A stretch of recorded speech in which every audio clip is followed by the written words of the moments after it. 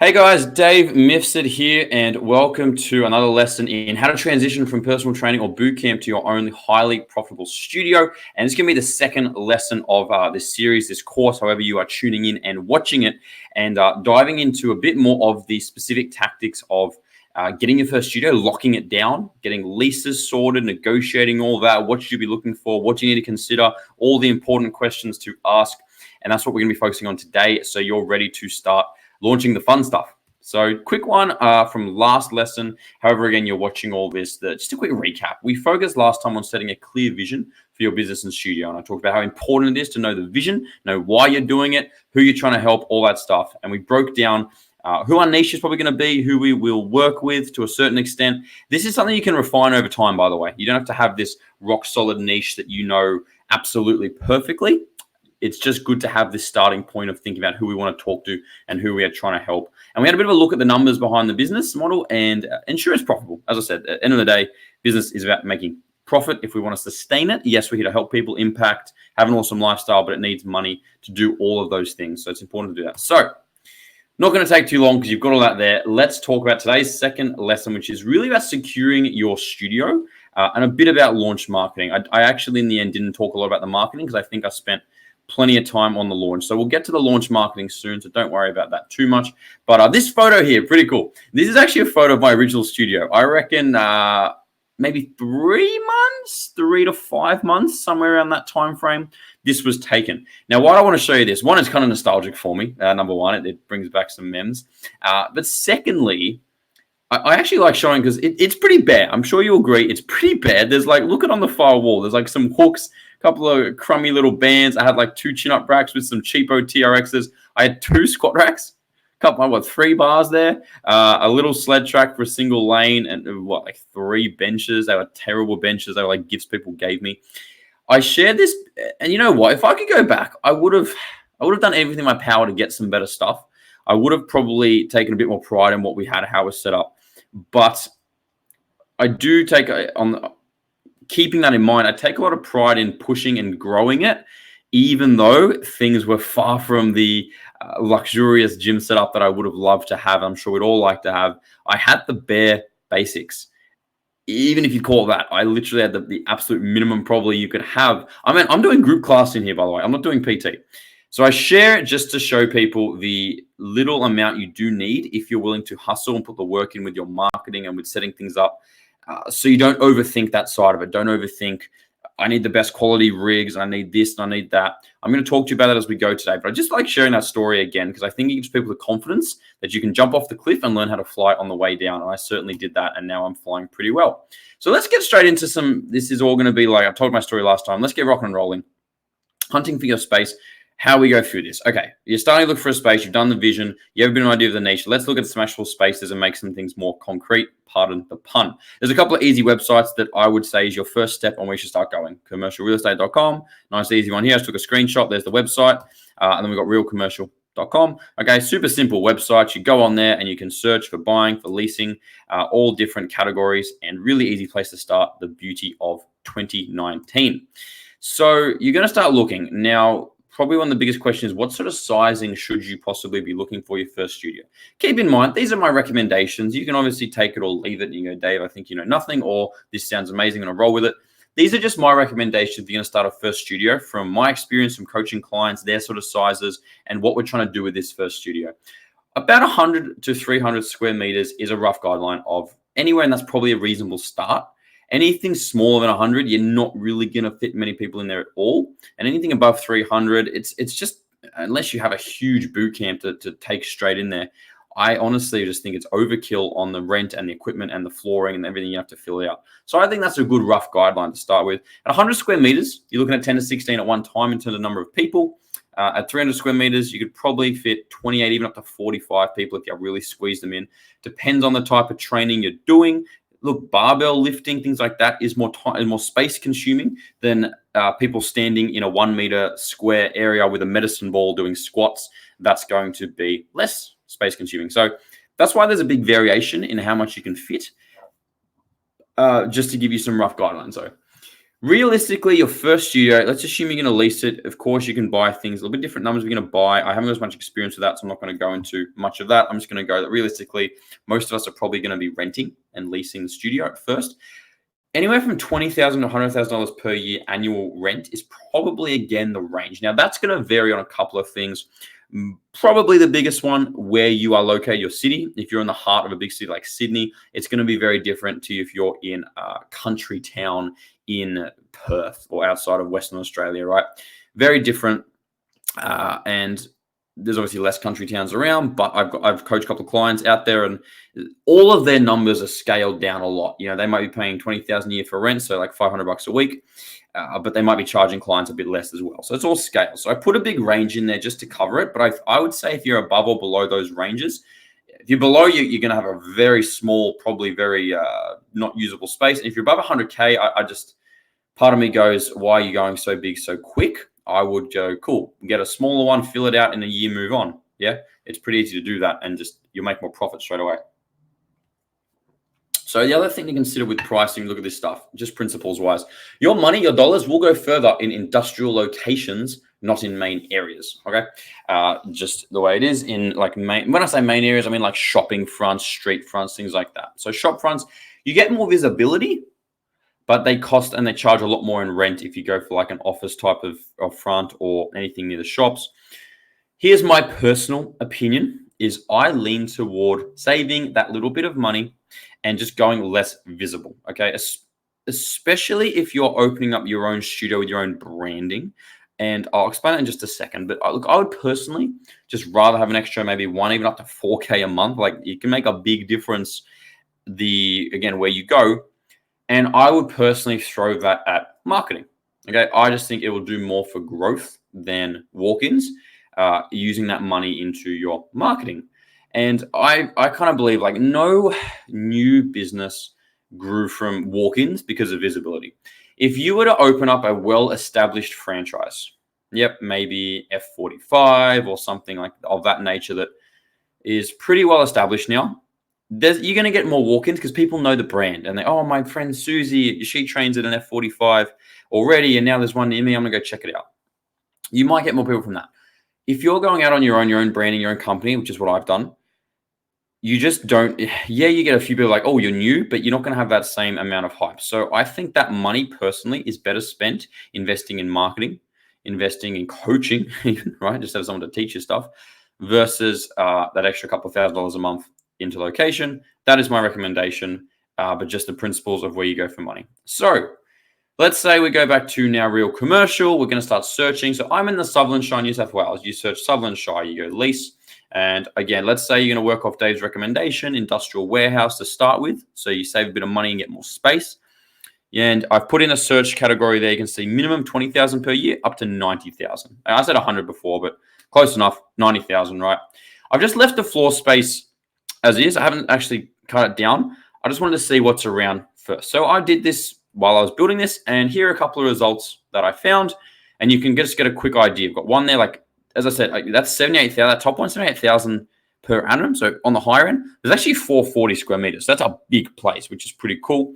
Here's a good example of they all write things differently. The second one down, 5,200 monthly. It's like annoying. Like, can't we just all do yearly or monthly, right? What's 5,000 a month? 5,000 times 12. So 60K or so per year. And you're getting about 240 square meters. And it looks to be sort of, actually, no, I was going to say it's like a shopping center. I actually know where that is in Menai. It's not in a shopping center. And then you've got one like the bottom one there, which isn't even telling you the lease amount, which is just annoying if you ask me. I did the second. Here's a few more things I found. Top one there, 170 square meters, 52,000 per annum.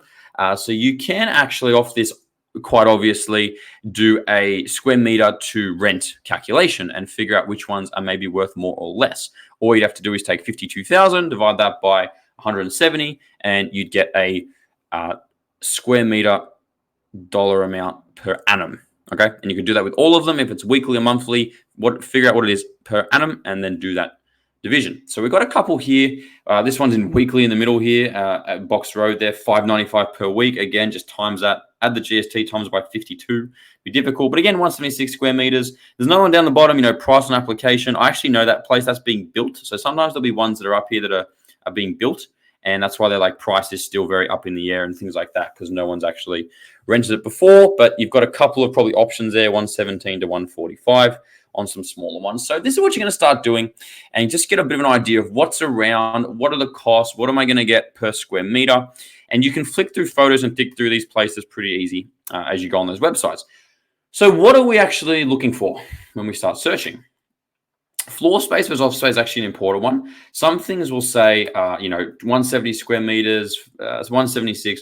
That doesn't necessarily mean that's all space you can use. So they might say 100 floor, 100 office, or they might say all floor. That's going to be good because often office space may not be as ideal for training. For instance, a really low ceiling sort of thing. You're not going to do, you're not going to do some lifts or something in there. Maybe you can still use it. Maybe you can't. Or maybe the flooring's no good, and it's all like carpet, and you're gonna rip up all the carpet, things like that. Don't judge it, but I'm just something to keep in mind. You're gonna want to look at the structure of the building, so look at the photos. If it's like used to be used for offices, it might have all these little rooms, and that's gonna be really difficult for training. Open space is gonna be better because you can set up kind of however you want and setting up workouts. Parking, very important, very important. Sometimes it will say, 2 spots on the thing, and you might be like, oh, that's going to be a nightmare. You can actually fit a lot more. Generally, parking to look for in person, but just get an idea already, because if you do find one that says 5 or 10 spots, I would say that's a one you should definitely be like, cool, if I can get this, that's going to be great. I've got a couple of friends who have gyms and clients, obviously, but I know my friends set up a little bit closer because we talk all the time. And I know the ones that have parking and how much easier it is for them when the clients can park right at the front versus the ones who don't have much parking and they've got to park on the street and they've got to walk in, and then there's hassles with local other businesses on the parking, things like that. Trust me, it's an important one. And I'll talk to you about this when we get to actually going to inspect these properties. But it really does matter. Although I'll tell you a quick story. My first studio, they only told me 2 parking spots. But what would happen is, because we were training clients like 5:15, 5:30 a.m., all the other businesses hadn't actually come in the morning. So we used to steal their parking spots. So even though we only had 2 spots, I was running sessions with like 10 to 12 people, and the early mornings were okay. Mid-mornings became a nightmare because all the businesses started coming, and then they would take their spots, and we used to have some nice arguments with the neighbors, which was great. So just that to keep in mind, and that's why you go and inspect things, of course. So the last one is just get an idea of what it might be used for. Okay, just tells you how much work it might need, or whether if it used to be a gym, chances are that like you'll find ones. I found ones before when I was searching. They used to be gyms, and the person's left, and it's just vacant. So cool. It might have already hooks there for things you can put in. If it was a mechanic, my current space was a mechanic, so I knew it had a fair bit of work to do. Because we had to literally have to knock out walls, take out desks, all sorts of stuff. So important to look at. So let's say you click on one of these places, you're looking through the info. Let me just give you a quick example of ones you're going to find. This is one I clicked on. Firstly, it doesn't even tell us what the lease price is, which is annoying. It's like, come on, guys, just make life easy. And then if you looked at it, it said 178. Okay, good size. But 89 is storage area, 85 meters office. Again, maybe you could use the office, maybe you can't. Who knows? But just keep that in mind that you're kind of going to have like 2 little separate training areas, which if you were going to be a solo person, you can't be in 2 rooms at once. So again, just consider the business model. And then it just said car parking. It's like, thanks, genius, car parking. I mean, I like to think there's some parking. So just like you're going to get ones that are a bit more vague. You're going to get ones that are more specific, such as this one. Okay, tells you the exact amount they want at the moment. Again, that's always negotiable. And specific details. It's got 2 car spaces. It's got a kitchen. It's got male and female bathrooms, which is great. Cool. So again, you're going to get some more specifics and some not so specific. This would be my thought process. Okay, when I'm looking around, if it's a maybe or probably not when you're looking, just call or email the agent if you want to ask a few clarifying questions. You might just shoot an email. Hey, look at this place. Love to know what is the rent. I'm going to probably open a gym, so I need parking. How much parking is there really between these hours and these hours? What has it been used for? Don't spend your time going to the place if you're like, it's probably a not. You might just ask them, and they might say something like, they might tell you the rent, and you're like, oh, actually, that's really cheap. Or, oh, yeah, there's heaps of parking. Or a gym would be perfect for it. And you'll get some more information. You can make a decision if you want to go check it out. Whereas the ones that look like a good fit, I'm just like, I just want to look at it. I'm pretty impatient. I don't like to muck around. I'm just go, all right, I want to look at it. I need to get the ball rolling. So I'll just call the agent and I'll book in the inspection, and then they'll pretty happy to go and look at things with you because they obviously want to fill it. So call them up, and it's as opposed to if you're looking to lease residential stuff, there's like open houses. Generally with this, you just got to call the agent and manually book it in because it's a bit all over the place. I would say if you're in doubt, go and check it out. And I say that actually from experience because my current location was on my maybe pile. And I looked at it and I'm like, probably not, maybe. Call them up. All right, looking at this. Looks a bit big. What about this? And the guy was like, yeah, come have a look. It's got awesome parking. Come to a gym. I was like, okay, parking is good. And I went and I was like, you know what? This actually is great value for money. It's got heaps of parking. Like we have like 15 parking spots. Really helpful. It's a big space. Big space. So inspecting the property, what should you be asking and looking for? So you go there, you meet the agent. This is really important stuff, and there's going to be some really good questions you can make note of now and have with you as soon as you go looking eventually. Okay, I've already harped on about parking. Okay, you're going to get there. That's the first thing. You're driving in the car. It's the easiest thing to notice. Okay, is there more parking? Is there less parking? Is it difficult? Go there if you can, maybe around the inspection. Go there at times that you'll be training clients and see what it's like. Especially warehousing stuff. Go there at like 5:30 a.m. in the morning if you can. Take a morning off or do whatever you need to do and just inspect it. That's what I did. I went to look around what the parking would be like. Definitely more important with the bigger model. If you're going to train 25 in a class, 30 in a class, think about overlap, right? You might go, oh, okay, 25 people need to park somewhere around here. Cool. What happens in between sessions when there's a transition?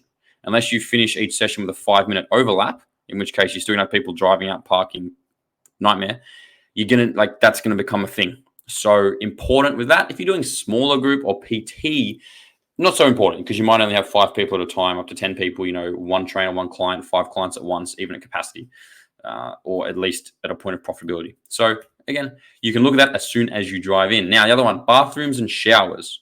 Important one. Showers are ideal. They're not necessary. My first space, I had one space that I expanded just to cover that again. First space I got, smaller one, that one in the first photo, no showers. Okay, we managed. If someone, I want to shower after my workout, you just say, sorry, we don't have showers. And people manage maybe 1 in 20 clients. That's like an issue for them. It's not a big deal for most people, in my opinion. You could also potentially, you could also potentially build one. Okay, so there's no showers here, but if you're planning on getting a loan and you're willing to, or you just have the money, right? Maybe you just have the money to invest in building a bathroom, you can go find a local bathroom place, get them to build one for you, or maybe someone who could do it. Just keep that in mind. Is there showers or showers? Could I build one? Things like that. Start having a bit of a visualization of where the equipment would go. Okay, where could you set up all the workout stuff? Where could you set up a lobby and a reception? The thing you're doing here is painting the picture of what it looks like. I know it's kind of obvious, but just going over it.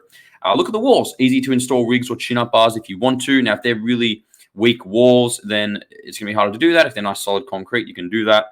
Would you want to put up artwork, logos, quotes, things like that to build the atmosphere? Where would that all sit and go? Just really important things to start mapping out to give you the confidence and see the space. Okay. Now, these are more the questions I would be asking when you're talking to the agent who's going to be showing you around. Okay.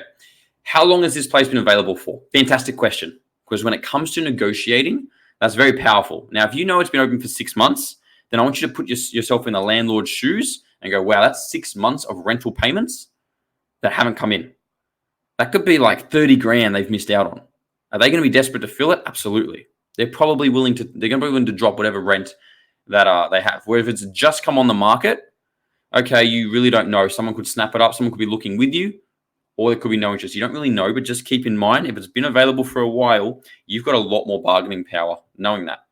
You want to clarify the rent again. Now, again, some of those haven't even told you the rent, so you're going to be asking the rent. But if they've already put the rent on, you're just going to clarify. Hey, so they're asking 40K per annum. Correct. Awesome. That's including GST or excluding? Excluding GST. So it's 44K per annum. Awesome. You might even pull out your calculator monthly. 45K divided by 12. Okay, that's going to be, David's maths, 3,800 or so per month, something like that.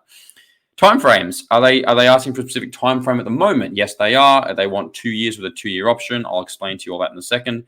Or they might just go, no, they just, they haven't really specified an option. Or, they probably might, some agents will give you the vague answers, right? They're looking for as long as possible, of course. That means freaking nothing. So, but just start asking these questions and make a little mental note, or even take some notes on your phone and notepad. And whatever they say rent-wise and all that stuff, it doesn't mean it's set in stone anyway. Oh, they want 44K per annum. Excellent, fantastic. I'm going to offer you 35, right? They can't stop you offering 35. Worst case scenario is the agent will get to negotiating. But worst case, the agent goes, oh, there's no way they'll accept 35. Really? Can you just run it to them? Right? And then they'd have to do it. That's what you do in negotiating. So, I went a bit fast there. Let's get back. Okay. That's a bit too far down on my slideshow. This is something you want to clarify, that you would not be paying strata levies and council fees. Strata levies and council fees are something that you get paid in any kind of like industrial complex, especially, and anything that has strata and a company that looks after it. It is meant to be paid by the landlord in most cases. So you just want to clarify you're not paying it. Most of the time you won't. But if they say you will be from the start, you need to say straight away like, no, I'm not paying that. You guys, I know you guys are meant to pay that, so you should pay that. Because you're not actually meant to. They can make you pay it, but essentially they're paying it. You pay them to then pay it, right? If you don't clarify that, that's what happened. Okay, we've gone a bit backwards here. I'll get to the electricity. Just work with me. Let's just go here. You want to clarify this because if you start the negotiation that you're meant to, then that's one more thing that you have to kind of negotiate out of, where you'd rather have that as a very last resort thing you could negotiate with. Okay, you know what? Give me my 3rd month rent free and I'll pay your damn strata levies. You don't want to be paying that. So just ask the question about strata and council. You shouldn't, but if you do, you might. Clarify whether you're expected to pay electricity and water. Most of the time you will, but it's one more thing that's negotiable. Just one more thing. Generally, you're going to have to pay it, okay? But again, it's just one last thing that maybe, just maybe you could go, you know what? I'll take your rent. I'll take this, but you pay my water, you pay my electricity that I'm using. Generally, you're always going to have to pay that, but worth a crack. Okay. This is what I was saying with the council and strata fees. Sorry, my slides, just standard David here. If the starting arrangement is you do have to pay those things, is one more thing you've got to negotiate out of when you get to talking turkey. So you don't want to be doing that. And just on that, I didn't do this very well on mine. And I actually, they used it on me as leverage. And they went, cool, you have to pay this if you want this. And I was like, I should have just fought back and just been like, no, you're meant to pay that. Why would I ever pay that? And I end up paying mine about $10,000 a year. So it's not ideal. And if I probably just stood my ground, they would have paid it, right? Like I'm paying 100K per annum in rent.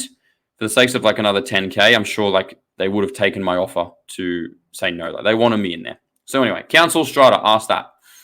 At the end of the inspection, make sure that you ask the question, is there anything else I should know that might impact my decision to potentially apply for this property? That sounds like the most cheesy made up question and so straight to the point as I've ever said in my life. Just it's the question you need to ask. Is there anything else I should know? Because if they were to hide anything and you ask that question, you can put that back on them. And you said, I'm pretty sure I asked about stuff. And here's a quick story for you. My landlord ended up sleeping in this extra room above my gym that I didn't even know. I thought it was going to be part of my lease. I wasn't even sure. Like they seemed very vague about it. And they told me after I'd signed my lease. So I've signed my lease and they're like, by the way, he's going to sleep up there a few nights a week. And this is word for word what they said. That's not going to be a problem, is it? And I was like, wow, I can't believe you just asked that. Now, look, I lack common sense a lot of times in my life. I should have asked those questions. I should have clarified. I make mistakes, hence why I'm telling you not to make those mistakes. Ask the simple questions before you have a dude sleeping above your gym, which it doesn't actually impact anything. It's just like, it's a bit weird. Why didn't you tell me this before? I said you tell me it after. So always ask the question, anything else I should know about? And this is the other thing you can do. So you say bye to the real estate agent, awesome, thank you for showing me around. I'm just going to go for a walk around the complex and check it out. They're not going to freaking stop you. Just ask of the local guys, especially in a complex, or any shops around. Hey, I'm just checking out some of the places. I just wanted to ask about your experience here. Have you found it good, bad, terrible, great? And just let them share, just in case something comes up. Probably won't, but maybe they'll say like, you know what, I've had all these issues with this and this and things to clarify, or something like that, or there's some hooligans around. Just to keep in mind, is that stuff going to be make or break decisions? No, but you just may as well go walk around and ask and get a feel for the people around you, okay? Another great question that I love getting in these conversations, should I be concerned if there are other gyms nearby or even in the complex I might be looking in? Short answer, no. Big N-O. There is literally a gym in my complex where I run mine. Another studio was already there when I moved in. There is an F45 across the road. There's a boxing gym about 3 up from them. And there's now a Plus Fitness and a yoga studio next to them. Short answer for me is there is probably in any area going to be a fair few places. If there's not, then go for your life, cash in.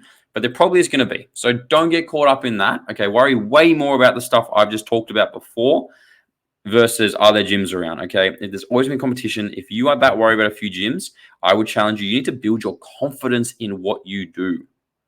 And I know that sounds very, just build confidence. I get it, but you do need to take this attitude in business in general. It's a war that you're going to go in there and you're going to carve out your piece of the pie just because you're going to outwork, be better, outmarket, out-deliver the people around you. And you're unique. You need to have that belief. So don't worry about gyms being around. Just trust me. They're pretty much everywhere these days anyway. Quick drink of water as we move to the next bit. Crunching some important numbers. All right. So you start to look at some spaces. We're going to do some maths and some stuff that's really important. This is a big one that I really want to bring to your attention. Bigger the space, the more flooring is going to cost you. And that's very obvious, but it's just important because flooring is one of the biggest setup expenses, okay?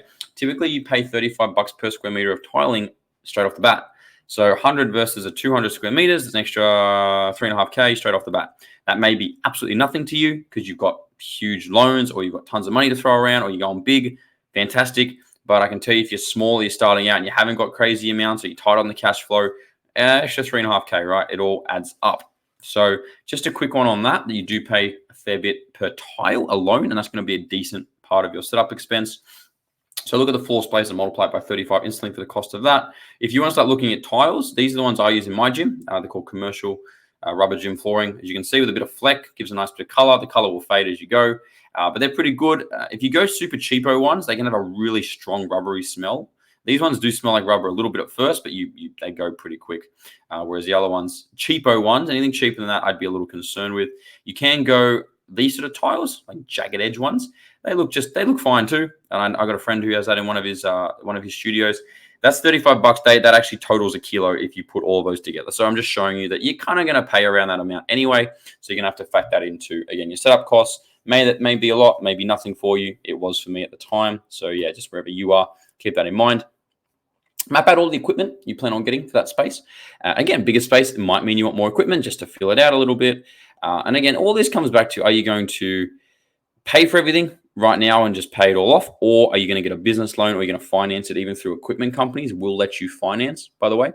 So that's your couple options with loans, just to go over it really quickly. You could contact directly through one of the fitness, like one of the gym equipment companies. They often have a finance sort of company they work with. And you could get a loan there. Could just go to a bank and take out a standard business loan. Any of those things will work. And again, if you have the loan, you probably have a bit more leeway with how much you can purchase versus buying everything outright. You obviously pay more long-term with the loan because of interest, but that's just where you want to toss up and do a bit of applications. My order of operations would be get an idea of your loaning potential as soon as you can. And you can do that just by talking to a bank. You can do that by talking to finance places. And then you can start making decisions on how big, how small maybe you want to go, okay, with the setup. I did my first one with no loan, but that was more because I couldn't get one. I'll tell you a funny story about this in a second. But don't be afraid to get the loan for the equipment. At the same time, just because you go to the bank and the bank goes, excellent, with your assets and with your blah, blah, blah, you can loan 100K. Oh, awesome, 100K of equipment, here we go. Going overboard on the equipment, assuming that the equipment's going to be a big driver of growth in the business, is a little bit naive. And I've said this on the first lesson. People aren't going to be coming in for the equipment, okay? We're not really making signups because they're like, oh my God, your rigs are amazing. Big commercial gyms are going to have best equipment because they have more money to throw around. And even still, people don't really go to those places just because the equipment's better quality as such, okay? We go there for the environment or the classes or the trainers or the overall vibe or the way the gym's set up or it's accessible, all that stuff. The nice stuff is more of a bonus. So just don't get carried away with equipment. Hence why I showed you my photo at the start of actually how bare bones my gym was originally because it just shows you can get away with a lot less than a lot of people think. So find a happy medium. Yes, you want to run a quality business. You want to deliver the best. Totally, I'm all for that. Just don't go overboard going more is better straight away. Keep in mind, you can always get more as you get more clients and you're proving that you're working, and you're generating revenue. And then you can keep upgrading equipment and amenities and things like that. Okay, so a good reminder for that and get an idea of your learning potential. And another one with the crunching of the numbers here, consider what work needs to be done on the space. Okay, painting, fixing walls, building showers. Building showers, it's all the same word. Building showers, fixing bathrooms, etc.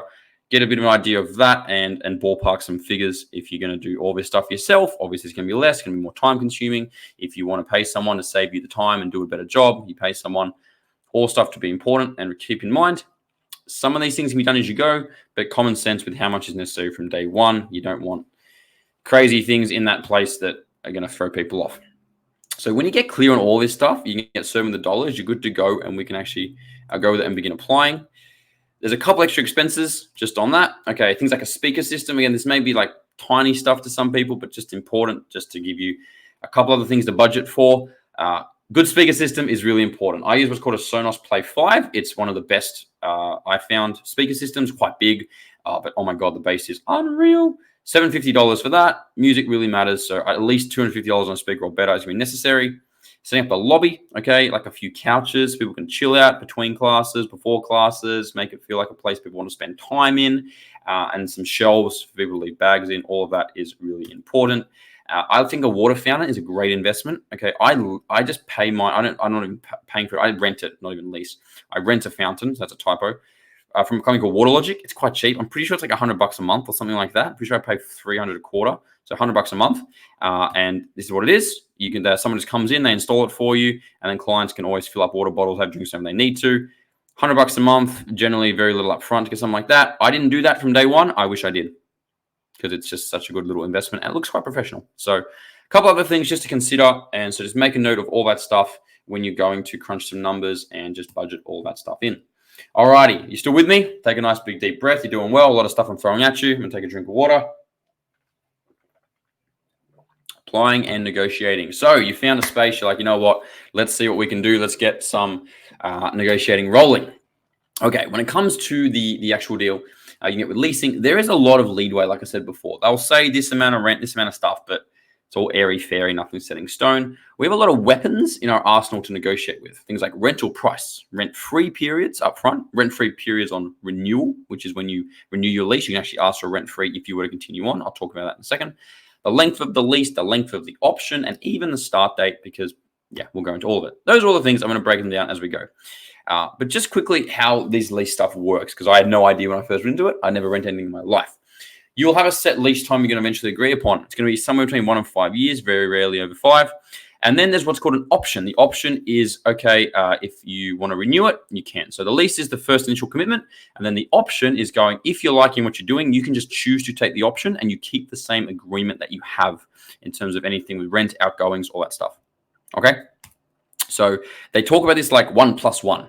So 1 year lease with a 1 year option. So if the agent's like, oh, they're asking for 2+1, 1+1, or 3+2, 3 years plus 2 year option is what we're talking about. So a bit of lingo for you. Now you're in the know. Let's just go over, one more thing. Rent will increase annually, regardless or generally, by what's called CPI, Consumer Price Index. It's like an aggregation of the market or something on how much inflation is going up. And it's about 0.5% per year. So it's pretty small numbers. Most of the time, that's going to be set, and you can put that in the contract once you lock in your rent price. But once you lock in the rent, other than CPI, it won't go up. Okay, which is cool. That's the whole point of locking in this contract in lease. Okay, really important to remember. You can negotiate on CPI, but I think it's pretty standard. Okay, let's just go over these things we've got with negotiating, so you understand the principles behind it. Rental price. Okay, you want lower, obviously. These are pretty obvious, but let's just dive into it. You want lower, they want higher. No. Genius, David. Rent-free periods. You'd love to get rent-free, and you generally can. They don't want any rent-free because it's money they lose, but something that's negotiable. Rent-free periods on renewal. So you can actually get rent-free if you were to take your option, which is pretty cool. So you want to get as much, they want none. Length of lease. You want shorter, they want longer. They want locked-in tenancies, right? And you want the ability to decide at the end of the lease if you want to take the option or not take the option, etc. So you generally want shorter, they want longer. The thing with the option is if you have the option, it's up to you to take it. So let's say you do a 2 year lease plus 2 years. End of the 2 years, if you want the next 2, you can take it. That's why the option's good. And you want shorter because you've always got the option there. Okay. You also want a shorter option. They want a longer. So just think about that. You want flexibility with your decision making. They want someone locked in. Cool. And generally the start date, you want whatever time is ideal for you. They're probably going to want as soon as possible because they want people in there ASAP, right? Unless they've got a tenant moving out, then they're going to want it on just the date it moves out. But start date is one little thing potentially you could talk about. So when you actually go to apply, the agent will go, fantastic, great to hear you want this property. Here's a form to fill out, and it's going to look something like this, okay? And you're going to have to answer all these questions and let them know what your first offer is. So the main ones, if you're looking on the left, the main ones that we're going to be putting in is, of course, what's your rent amount? Your bond is typically going to be 2 months. I think I get to that in a second, but that's generally what they're going to ask for. Annual increase is going to be CPI, okay? So just put CPI there. Lease term, again, you might start super lowball, 1+1. Or lease term be 1 year, option to renew, 1 year. Lease commencement date, put the date you actually want. Outgoing is paid by leasee. You might start out by just say, again, water, electricity, you're probably going to have to pay it. So just put that down there, I would for now. And then legal fee, lease preparation, don't worry too much about that. See where it says payable by leasee, legal fee, lease preparation, payable by leasee. I'm going to talk about this in a second. Pretty much there's a little contract that gets made up and you actually have to pay for it because real estate agents are sneaky like that. So this is what I got sent when I did mine, and it just was already in there that I'm paying that. That's non-negotiable is what they're saying, okay? Special conditions. Special conditions might be where you say, I want 2 months rent-free to start with to get me going. Cool. And then any other works you want done, you could ask them to do some work on the property. If there was things that are just terribly done, you could be like, cool, I want you guys to clean the bathrooms first, or I want you to wipe them. So that was in mine. I went into a mechanic and it was filthy. And I said, I want you to clean the damn place, right? Because it's filthy. I'm not taking your thing. I just thought it was reasonable because they made the mess. Okay. So that's just a quick overview of what you're going to put in. How long you occupy the premises? So that bottom bit's about ones you currently might lease or own, and you just answer with what you've been doing. Now, as I said, start low, give yourself room to move.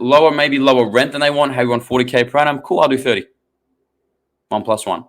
All you can do is put it in, and they take it to the landlord. And the landlord's like, no way, I'm doing 30. Cool. But again, if it's been open for 6 months, he might go, 32, 35, right? But if you said 40 from day one, you're not getting anything less. So shorter stuff as your initial one. What will happen next? They'll give you a call probably with what the landlord's thinking. And this is where the fun begins. I've noticed that I've always got calls, and I think they do that because you have less time to think about your answers on calls, right? If I call you up and I go, hey, Jane, you put in your application, just give me feedback from what the landlord said. Is that cool? Yes, cool. So the landlord said, with the rent, no way he can do 30K. He can only do 40K. And rent-free, 2 months, no chance. He's up to doing maximum 1 month rent-free. How's all that sounding to you? If you even just verbally be like, oh, okay, yeah, sure. You even though it's not locked in, you feel like you've sort of committed to that amount, and you'd feel silly as a human hanging up the phone and then calling back up or emailing going, actually, I want 35K, not 40. So I've always found agents do that, and I think it's because it gives you less time to think about it. Whereas if he emailed you, hey, the landlord said he can't do 30, but he could do 40, you have time to be like, cool, 33, right? So they'll probably call you. Just be aware of that. Now, the fun begins. It's some back and forward on the details, all the rent-free, the length, all that stuff, and you see what they've come back to. Now, principles. The agent's job is to make the landlord happy, right? The agent is getting paid by the landlord, not from you. So at the end of the day, they want them to be happy. So you got to remember, the agent's doing everything they can in the way they talk to you to make it sound like you're not going to get a good, what you want. For example, the agent's going to go, oh, you asked for 30K. The guy came back, he said 40K. I really don't think he's going to be able to go any lower than 40. You don't actually know if he said that. The agent is likely just saying that so you don't offer 35. So you go, all right, 40, right? They want the highest amount. So they're going to give you no hope of negotiating because they know that people might just crumble and go, oh, okay, that was a bit ambitious, haha. Oh, really? Oh, that's cool. Make an offer of 33. Oh, I know he's not going to do 33. That's okay. Just take the offer, right? Show that you're not just going to collapse to their demands. Really important. And as I said, even though the agent's job to make the landlord happy, they also don't want to piss off the landlord because, again, the landlord's paying them to sort this problem out. They would not want to lose you. Imagine if you're a landlord. Let's step into their shoes. You're a landlord. Your property's been vacant for 6 months. You've got an agent who's trying to help you get rid of it, and they're going to get paid. They're getting paid for it all. And you finally find someone who might want to take it. And you're negotiating, and the agent has to come back to you and be like, yeah, I lost him because he wouldn't budge. Imagine how pissed off you'd be as a landlord if that agent stuffed up. So the agent doesn't want to lose you as well. So keep in mind, you still have that negotiating power. So this back and forward will go on. As I said, the longer the property has been vacant for, the more likely they are to cave into your requests, which is great. So treat each of the elements I've gone through as like one little lever to pull to meet them halfway. You know, what you might do is go, all right, I'm going to ask for some lower rent than they want and some rent free. And then they come back to you and they're like, look, we can't do rent free. They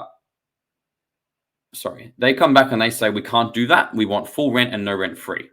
Then you go, okay, no rent free, but I want the rent at the amount I asked for. So you don't have to, like, you just play with each of these and see how they respond. They're like each little one. Or maybe you might say, you know what? I'm willing to, instead of doing a 1 year lease, how about I sign for 3 years instead of 1, but I still want my rent and I want my rent free period. See how you can play with each of these levers? In my first studio, quick example, I asked for 2 months rent because I really needed it to get the ball rolling, and they wouldn't give it. But I did get them to give me 1 month now, and they gave me the second month if I then took my option. So I had that. So it was like I still got that rent. And my rent was about $3.5K a month. So it was like, hey, it's another $3.5K I'm going to save down the line. Although funny story is then I grew so fast I needed to expand, and I didn't even take that option. So it didn't work out that well. But that's better than not getting it at all, of course. So I'm just giving you perspective. There's a lot of things you can ask for. Nothing going to hurt in asking. And you'd be amazed. Like, when it comes to negotiating, once someone's pretty set on it, if you just ask for a small thing, they're not going to probably blow up about it. They're probably going to be like, all right, sure. If you've negotiated a car, I got a car about 12 months ago, and we pretty much agreed on the price. And I was like, you know what? I want my windows tinted.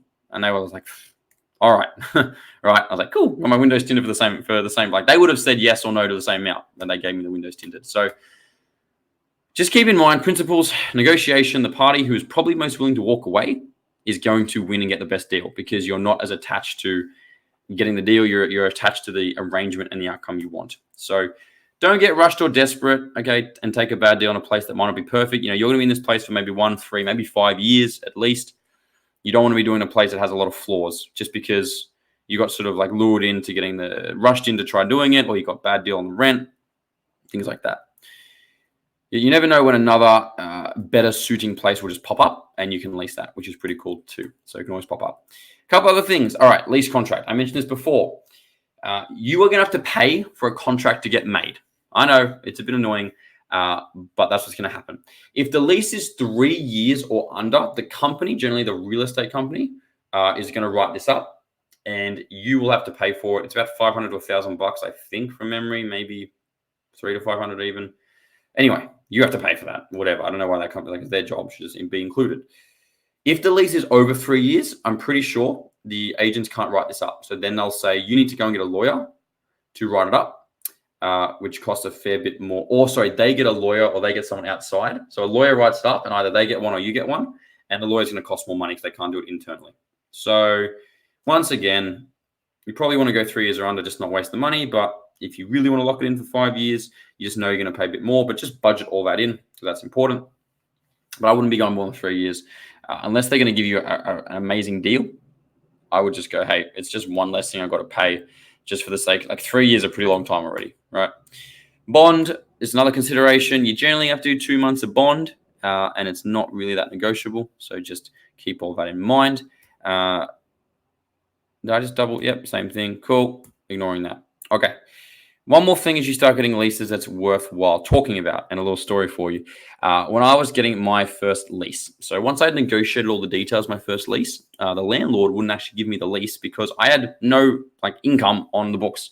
I'd only been working as a PT for 9 months, didn't have 1 year of earnings, and I probably didn't make much profit in that first 9 months anyway.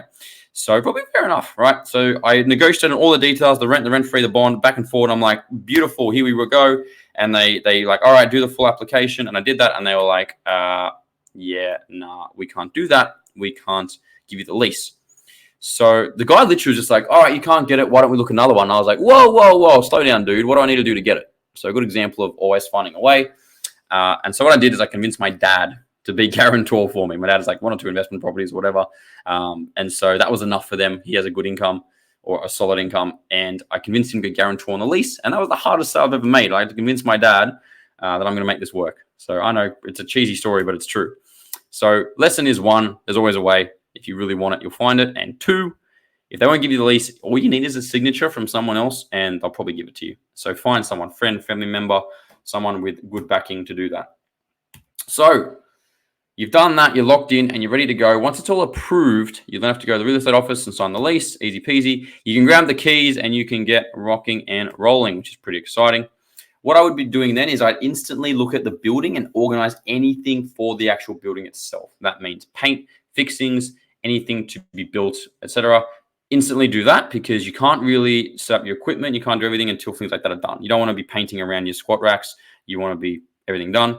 I would, though, start ordering your equipment ASAP as well. So it comes early enough. You can always leave it in the corner while things are being done. Okay, so order stuff. And then also take an inspirational selfie in the space with no equipment and share this story of how beautiful your gym is going to be. And I know it sounds kind of cheesy. I'm kind of being taken the mickey a bit, but I'm serious about sharing the story. Like I was actually so afraid it would fail. I didn't even share it.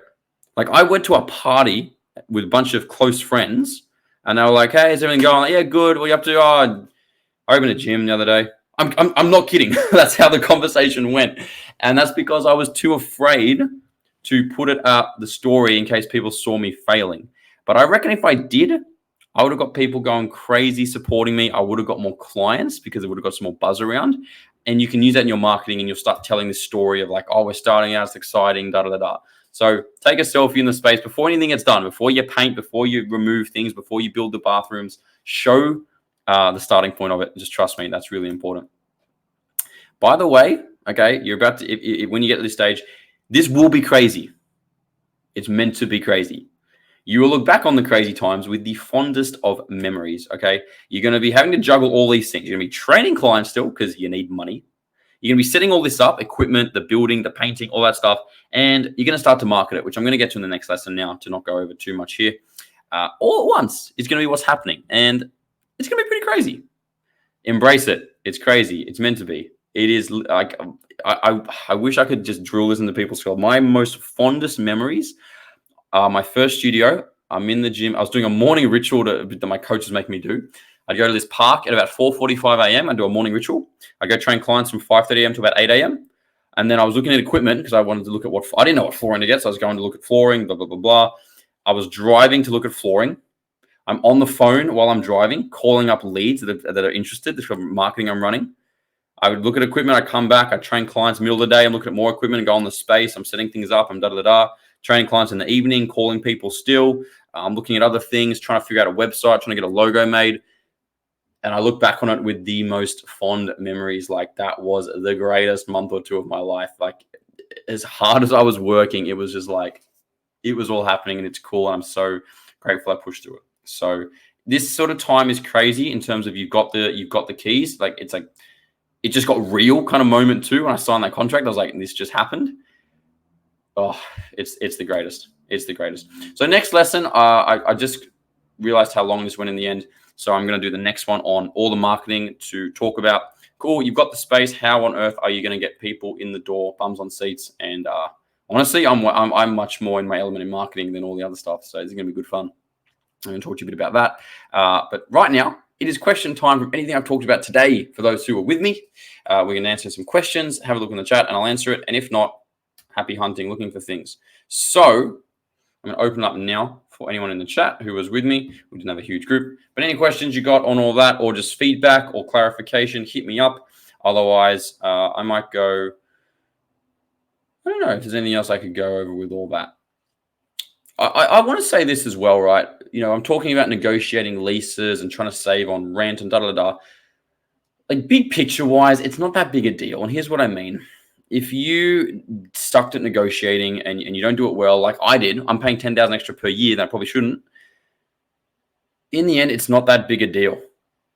Oh, I got someone excited in the chat. Chad Jester said that was really good and it's got everyone so excited. Firstly, thank you. I'm glad it was good and I'm glad you're excited. It should be. Here's what I want to say on all of that is, this is maybe just my attitude, but I think it's the right attitude. Like $10,000 a year perspective, my bottom membership is like $50 a week. So client signs up for a year, that's $2.5K. So I'm paying an extra $10K a year. That's just 4 extra signups I've got to make to cover that. It's not that big a deal. Okay. If if they've got you, for lack of a better expression, they've got you by the balls in this negotiation and you end up paying an extra $500 a month for rent or $1,000 a month for rent, it's not that big a deal. It's like a couple of clients you got to make. And if that space is actually awesome, go for it. And your success is not going to be determined by whether you're paying a few extra dollars here and there for rent or a few extra dollars here and there for like extra costs, or your squat racks are not that good, or blah. Like those things matter, but they're like 1%ers. Okay. The overall drive and hustle you put into this business is going to be the differentiator between whether it works and it doesn't. And you getting 4, 5, 6, 10 clients, like that's one good marketing campaign away, one good ad away. Just being consistent with like reaching out to people, posting a lot of content, all that stuff we're going to go over. So I just want to stress that as well. As much as I just spent 55 minutes or 51 minutes, what the hell that was, going over all that stuff. If there's a place that's awesome, this is perfect. Oh my God, it's a little bit more rent than I was hoping to pay. Like, go for it. Go for that. They're not negotiating, not willing to do this for me. If everything else is looking good and lining up, then just go for it, because you will make it work. And we're talking pretty small things. And I can't stress what I said before about the confidence in your business. Okay. I had very little skills. I wasn't good at marketing. I wasn't good at sales. I wasn't even that good a trainer when I opened my studio. And I'm not saying everyone should do that. My point is, if you're willing to go in there and learn and figure it out, you can. Like, there was already the F45 near me. There was already all these gyms around me. In fact, my first studio, there's a gym in the area. Tips on building confidence. That's a great question. I had a question, tips on building confidence. I'll get to that in a second, and you might lose the next 10 minutes of your life. There was actually a gym, possibly the biggest like privately owned gym in my area, about 5 minutes from my first gym, meaning it's not a franchise. It was like one that started in the area. They had 2 locations. They were huge, hundreds of members, maybe 700 or something ridiculous, 5 minutes away. But you know what? I was almost too naive at the time to even care. I didn't even know that much about it. I was like, oh, whatever. I'm sure they've got a few clients. Who cares? So naivety can be a benefit. It can be a benefit. So the question in the chat was tips on building confidence. This is an answer that is a lot of people won't even like, but I really believe in this. The confidence comes from you doing things that make you confident instead of trying to be confident before you do things. Here's what I mean. You need to make promises to yourself around your business and stick to them. Because confidence is not so much I have confidence in my skills. It's confidence I can learn the skills and I can develop the skills and the mindset and the habits that I need. And I really believe you do that by making promises to yourself and keeping them on the things you need to do, and just constantly trying to learn and prove to yourself that you can learn those things, and the confidence will come. So what does that look like? Like, you're already doing a course right now. Fantastic. You've already ticked that box. Read books, like start learning sales and marketing, invest in courses. If you get spare time, if you're in the car, listen to podcasts on sales, listen to podcasts on marketing. If you're cooking and you've got 20 minutes, pull up a YouTube video on someone teaching you sales, teaching you training tips. I really believe confidence comes from this knowingness that I am willing to learn the things I need to learn, and I'm willing to develop what I need to develop. And if you have that kind of internal confidence that you will do that, and you will just, whatever step comes up, I'll figure it out. You need to drill that mindset into you. And then as you drill that mindset into you, you will do things that mindset requires, and that will further reinforce that mindset. So once you figure out one thing, you go, I just figured that out, and I can figure out the next thing. That is the essence of confidence for me, is that willingness and that inner sort of belief that you will learn anything you can and you will set your mind to it. The best books I've ever read, read Mindset by Carol Dweck, amazing book, talks about having a growth mindset, which is essentially, again, a mindset that goes, I'm not fixed as a person. I'm not either good at sales or bad at sales. I could get good at sales, or I could stay bad at sales, but I can learn it. I'm not good at business yet. I can get good at business. It talks about we're not fixed where we are. We can always learn more. Amazing book. Get the book Psycho Cybernetics. It's by Maxwell Maltz. My chat, Jess, said she loves that book. It's a fantastic book. You're already ahead of the game, Jess. Good stuff. Psycho Cybernetics by a guy called Maxwell Maltz talks about our self-image. Really important one, because when you understand that your self-image very much drives your beliefs. If you see yourself as a person who can learn and can do well at business, you will start acting in accordance with that. Really good book on shifting your image of what's possible in business too. So Psycho Cybernetics is an incredible book. I'd hands down read that. It's one of my favorite podcasts. The MFCEO is a podcast by a guy called Andy Frisella. Really good. Talks a lot about business. Talks a lot about his journey in business. How it took this guy 10 years before he made a cent of profit in his business, or he made like 50K profit total for like 9 years in business. Something ridiculous. Like he barely made any money. Great podcast. Impact Theory by Tom Bilyeu. Amazing podcast. Guy who started Quest Nutrition. If you heard of Quest bars, I love him. He talks a lot about, again, how to build more confidence, all that stuff. There's Max Out by Ed Mylett, great one, and Dean Graziosi would be the other one I'd recommend. Surround yourself with that mindset. You have to let that sink into you. If you want to start building a mindset of confidence, you need to listen to people who are confident, and it'll sink into you. If you, as an expression, excuse the language, shit in, shit out. If you put bad stuff in your brain, bad stuff comes out of the brain. If you put good stuff in, good stuff will come out. And a lot of confidence is also realizing that no one has anything that you don't have. Every single person that we can put on a pedestal, oh, look what they've achieved, they've done, look who they are, that was all built, it was not born. And again, it comes back to the growth mindset.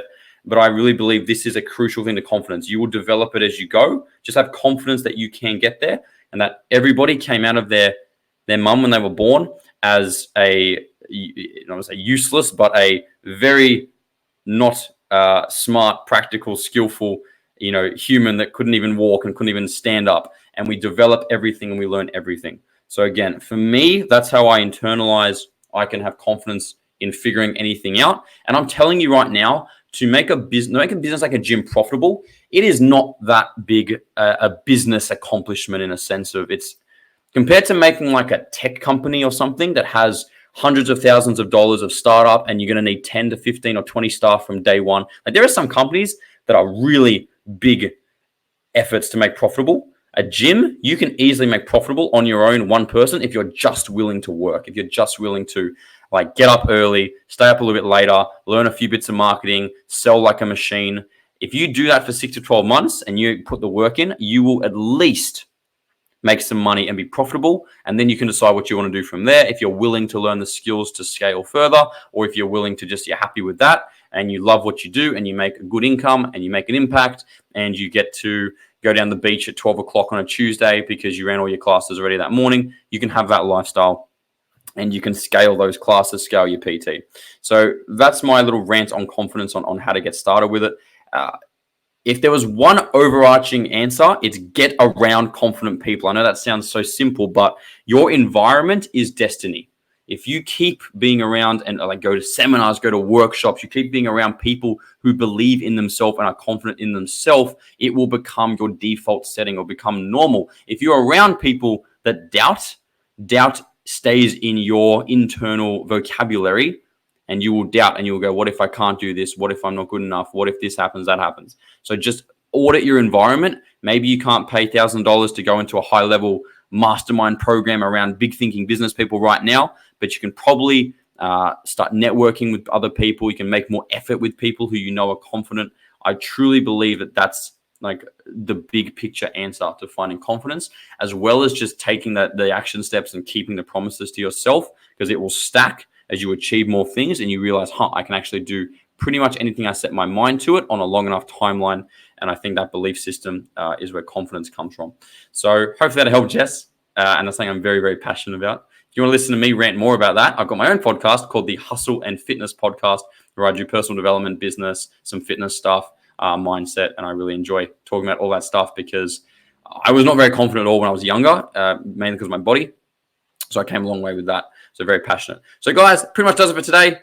Hope you enjoyed it whenever you watch this on the replay and took a lot out of that. And you've got some pretty cool frameworks to work off and a lot clearer on getting that first place. And then next time we come on, we're going to talk about what you should do to market it and what I would do if I had to start again. And I could probably do it a lot better than what I did. So guys, hope you enjoyed that. I will see you next time. Bye.